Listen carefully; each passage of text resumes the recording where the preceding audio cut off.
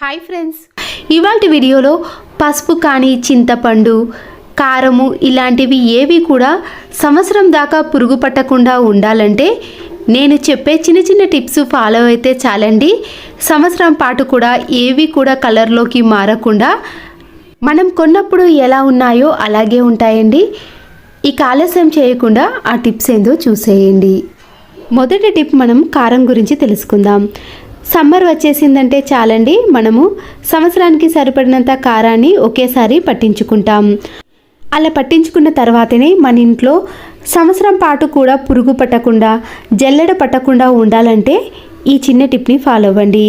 ముందుగా కారాన్ని మనము ఇలా ఒక డబ్బాలో స్టోర్ చేసుకున్నప్పుడు ఈ కారాన్ని అంతా కూడా ఈ డబ్బాలో పట్టే ఒక చిన్న గిన్నెను తీసుకొని ఆ గిన్నెతో కారం పొడినంతా కూడా ఇలా కిందికి బాగా ప్రెస్ చేయాలండి. ఎందుకంటే ఇలా గట్టిగా ప్రెస్ చేస్తేనే మనకి కారం పొడిలో పురుగు పట్టకుండా ఉంటుంది. గాలి చొరబడింది అనుకోండి, ఈ కారంలోకి పురుగు అనేది ఈజీగా వచ్చేస్తుంది.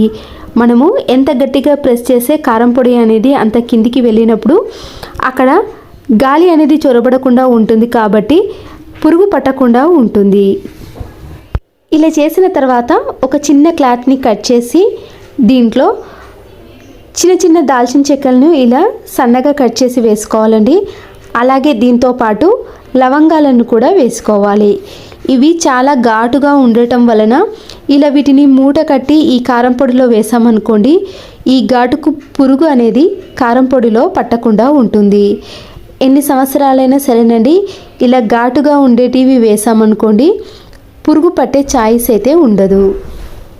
కారం పొడిని ఏ డబ్బాలో వేసినా కూడా ముందు పదన లేకుండా చూసుకొని ఆ తర్వాత క్యాప్ను మాత్రం గట్టిగా పెట్టేసుకోవాలి.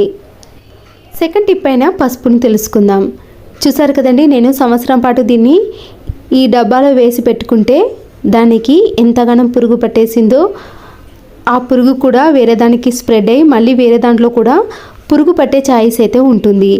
అలా మనము పసుపును సంవత్సరం పాటు నిల్వ చేసుకోవాలంటే ఇలా పురుగు పట్టకుండా చూసుకోవాలి.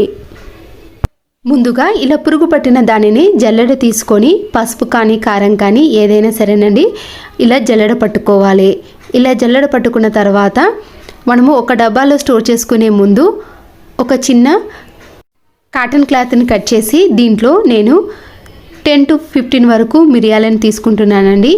ఈ మిరియాలు కూడా చాలా ఘాటుగా ఉంటాయి. ఒకవేళ మీ దగ్గర మిరియాలు అవైలబుల్లో లేకపోతే ఇంగువ కూడా వేసుకోవచ్చు. కారం పొడిలో మీరు ఇంగువ కూడా వేసుకోవచ్చండి. ఇలా ఘాటుగా ఉండేటి మూట కట్టి మనము ఈ పసుపులో కానీ కారంలో కానీ వేసామనుకోండి, ఆ ఘాటుకు అనేది పురుగు పట్టకుండా ఎన్ని సంవత్సరాలైన పాటు నిల్వ చేసుకోవచ్చు. ఇప్పుడు ఈ మూటను ఇలా పసుపులో వేసి మనము తడి లేని ఒక డబ్బాలో స్టోర్ చేసుకోవాలి. ఇలా స్టోర్ చేసుకుంటేనే మనకి పసుపు అనేది పురుగు పట్టకుండా ఉంటుంది. చూసారు కదండి, ఇంతకుముందు పసుపులో నేను ఏది వేయలేను కాబట్టి అంతగానం పురుగు అనేది పట్టేసింది. పసుపు అనేది చాలా కాలం పాటు నిల్వ చేసుకోవాలంటే ఈ చిన్న టిప్ని ఫాలో అవ్వండి. ఇలా పసుపును ఒక డబ్బాలో వేసుకునేటప్పుడు మనము 2 చేతులను ఇలా అడ్డంగా పెట్టి వేసుకుంటే పసుపు అనేది డబ్బాలోనే పడిపోతుంది. ఇలా చేయడం వలన కింద పడిపోకుండా ఉంటుంది. థర్డ్ టిప్ పైన చింతపండు గురించి తెలుసుకుందాం. ముందుగా మనము చింతపండును బయట కొన్నప్పుడు చింతపండును ఎండలో ఎండబెట్టిన తర్వాత దాంట్లో నుంచి గింజలను తీసేయాలండి. చింతగింజలు ఉన్నా కూడా పురుగు అనేది త్వరగా పట్టేస్తుంది.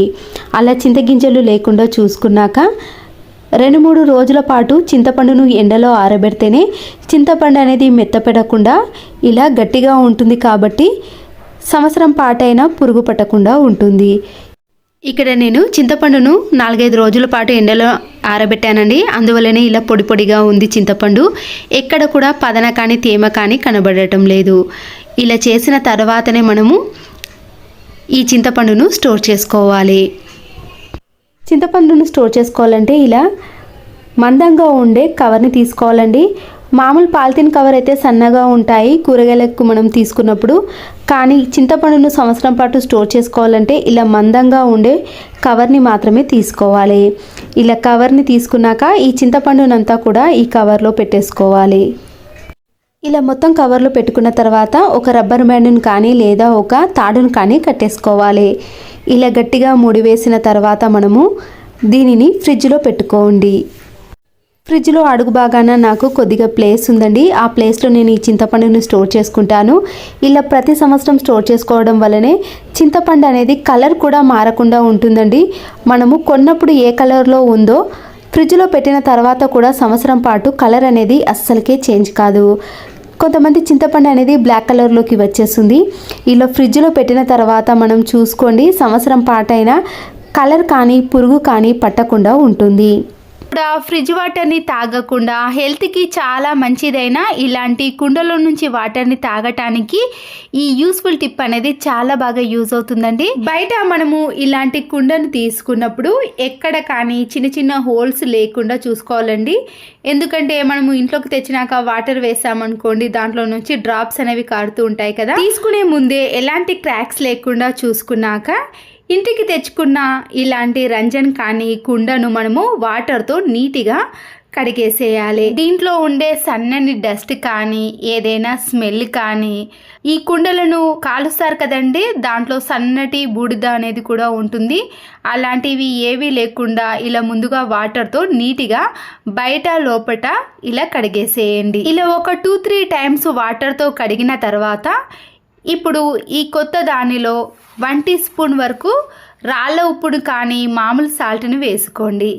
అలాగే హాఫ్ నిమ్మకాయ ఉంటుంది కదండి, దాన్ని కూడా ఈ రంజన్లో వేసేసి రసాన్ని తీసి దాంట్లో 1 నిమిషం పాటు అలాగే ఉంచేసి తర్వాత ఈ సాల్ట్ను నిమ్మకాయ రసాన్ని మొత్తం కూడా ఈ కుండ లోపట అప్లై చేయాలి. నిమ్మకాయ వేయటం వలన ఎలాంటి స్మెల్ అయినా ఉండదండి. ఓన్లీ వాటర్తో కడిగేసామనుకోండి, స్మెల్ అనేది అస్సలకే వెళ్ళదండి. 4-5 డేస్ పాటు కూడా అలాగే ఉంటుంది. వాటర్ అనేవి వేస్ట్ అయిపోతాయి కదా. మనము తెచ్చిన వెంటనే ఇలా నిమ్మకాయ రసంతో కడిగేసామనుకోండి, స్మెల్ పోవటమే కాకుండా వాటర్ కూడా చాలా త్వరగా కూల్ అవుతాయి. ఫ్రిడ్జ్లో తాగే బదులు ఇలా కుండలో నుంచి వాటర్ తాగేసామనుకోండి, హెల్త్కి చాలా మంచిది. చాలా మందికి ఫ్రిడ్జ్ వాటర్ తాగటం వలన గొంతు నొప్పి కానీ ట్రాన్సిల్స్ అలాంటి ప్రాబ్లమ్స్ వస్తాయండి. అప్పటి కాలంలో వారు ఫ్రిడ్జ్లో కంటే ఇలాంటి కుండలో నుంచి వాటర్ తాగారు కాబట్టి హెల్త్ పరంగా కూడా ఎలాంటి ఇష్యూస్ లేకుండా ఆరోగ్యంగా ఉన్నారు. మరొకసారి సాల్ట్ను వేసి ఈ కుండను ఇలా 2-3 సార్లు కడిగానండి. దీనివల్ల ఎలాంటి స్మెల్ అనేది ఉండదు, త్వరగా పోతుంది. సాల్ట్ వేసిన తర్వాత వాటర్ చూడండి ఎలా ఉన్నాయో, ఫ్రెష్గా లేవు కదా, దీనివల్ల మనకి తెలిసిపోతుంది. ఇక్కడ మరొకసారి నేను ట్యాప్ వాటర్తో కడిగేసి ఈ కుండను నేను ఫుల్ వాటర్ నింపేసి ఒక 8 అవర్స్ పాటు అలాగే ఉంచేసాను. మీకు టైం ఉంటే నైట్ అంతా కూడా అలాగే ఉంచేసారనుకోండి, స్మెల్ కూడా ఉండదు. ఇలా ఒక 8 అవర్స్ తర్వాత ఈ రంజన్లో నుంచి వాటర్ని అంతా తీసేసి ఇప్పుడు ఈ కుండలో మీరు మినరల్ వాటర్ కానీ వాటర్ ప్యూరిఫైర్ వాటర్ కానీ వేసుకోవచ్చు. కుండను డైరెక్ట్గా పెట్టేసామనుకోండి, దాంట్లో వాటర్ వేసినప్పుడు అటు ఇటు కదిలి క్రాక్స్ వస్తాయి కదా. ఇలాంటి స్టాండ్ కానీ లేకపోతే ఏదైనా ఒక మట్టి పాత్రను తీసుకొని దాంట్లో ఇసుకను వేసి పెట్టేసామనుకోండి, అది కదలకుండా ఇలా వాటర్ వేసినా కూడా అది పడిపోకుండా ఉంటుంది. చూసారు కదండి, ఈ రంజన్ లోపట నీట్గా కనబడుతుంది. ఇంతకు ముందు కొద్దిగా డస్ట్ కానీ స్మెల్ ఉండేది కదా, ఇప్పుడు ఎలాంటిది లేకుండా ఇలా నీట్గా కడిగిన తర్వాత మనము ప్రతిరోజు వాటర్ తాగే వాటర్ని వేసుకోవాలి. ఈ కుండకు పెట్టిన స్టాండ్ అయితే మనం స్టీల్ సామాన్ తీసుకుంటాం కదండి, దాంట్లో అవైలబుల్గా ఉంటుంది. లేదంటే మీరు ఇంతకు ముందు చెప్పిన మాదిరిగా పెట్టేసుకోవచ్చు. ఇలా మూతను పెట్టేసి మనము ఒక 1 అవర్ పాటు అలాగే ఉంచేసామనుకోండి, వాటర్ అనేవి త్వరగా కూల్ అయిపోతాయి. లేదా మీరు ఇంకా త్వరగా కూల్ అవ్వాలి అంటే ఏదైనా కాటన్ క్లాత్ని తీసుకొని ఇలా కుండ చుట్టూ కూడా ఈ క్లాత్ను చుట్టేసేయండి. ఎక్కడ గ్యాప్ లేకుండా చూసుకున్న తర్వాత ఈ కాటన్ క్లాత్ ఆరిన కొద్దీ దానిపై కొన్ని వాటర్ని వేసామనుకోండి, ఈ కుండలో ఉన్న వాటర్ అనేవి ఎప్పుడు కూడా చల్లగా ఉంటాయి. మనం వేసిన వాటర్ అనేవి ఇంట్లో ఫ్యాన్ వేయటం వలన కానీ వేడికి త్వరగా అబ్జర్వ్ అయిపోతాయండి. ఇలా వాటర్ని మధ్య మధ్యలో చల్లేసామనుకోండి, ఈ కుండలో వాటర్ అనేవి ఎప్పుడు చూసినా కూడా చల్లగా ఉంటాయి. ఇంట్లో వాళ్ళందరూ కూడా ఫ్రిడ్జ్ వాటర్కి బదులుగా ఈ కుండలో వాటర్ తాగారనుకోండి, ఆరోగ్యానికి కూడా చాలా మంచిది. చూడండి వాటర్ కూడా చాలా ఫ్రెష్గా ఉన్నాయి కదా. ఈ వీడియో కానీ మీకు నచ్చినట్లయితే తప్పకుండా ఒక లైక్ చేసి మీ ఫ్రెండ్స్కి కానీ రిలేటివ్స్కి షేర్ చేయండి. మరో యూస్ఫుల్ వీడియోతో మళ్ళీ కలుద్దాం. Thanks for watching.